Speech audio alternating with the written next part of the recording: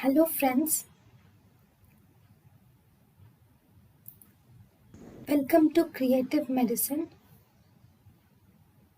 In this lecture, we will learn about. Hello friends, if you see clonidine and prazosin, there is a question which explains with a sentence like prazosin is used to antagonize the side effects of clonidine.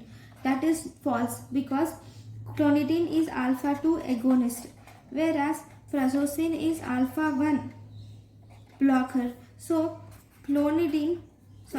prazosin cannot antagonize the effects of clonidine.